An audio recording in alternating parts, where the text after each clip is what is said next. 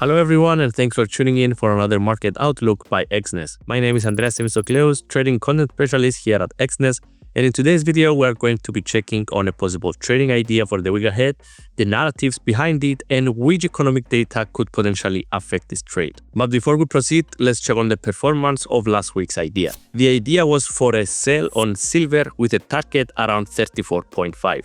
This level was not reached yet, but it might have potential to do so this week, so monitor it closely. Now for this week, we are looking at crude oil for a potential sell trade with a target of around 63.5 or even lower. The price has, for the time being, completed an aggressive bullish rally and has found sufficient resistance around the 76 area, close to the upper band of the Bollinger Bands.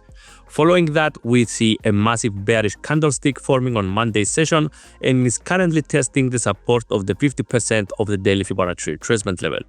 The moving averages are validating the overall bearish trend in the market, while the stochastic oscillator is approaching extreme oversold levels. The main narrative behind this week's idea is the de-escalation of geopolitical tensions in the Middle East, with President Trump announcing that the ceasefire agreement has been reached, and in the response, the markets showed signs of calming down and the price of crude oil declined as a result. In addition, fears of closing down the Strait of Hormuz, a vital shipping channel that a fifth of the world's oil consumption flows through, are now lower, therefore removing the war premium on the price of oil. In terms of economic data for this week that investors need to pay attention to are the Fed Chair Powell testimony on Tuesday and Wednesday, US GDP growth for the first quarter, as well as US PCE index on Friday.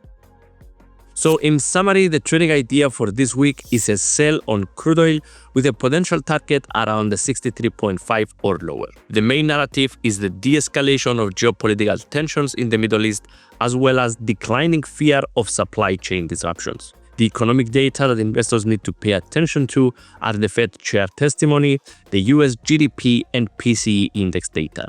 Remember, this is not a signal, it is just an idea for a trade. It's not a guarantee of success. Always do your own research and remember to manage risks.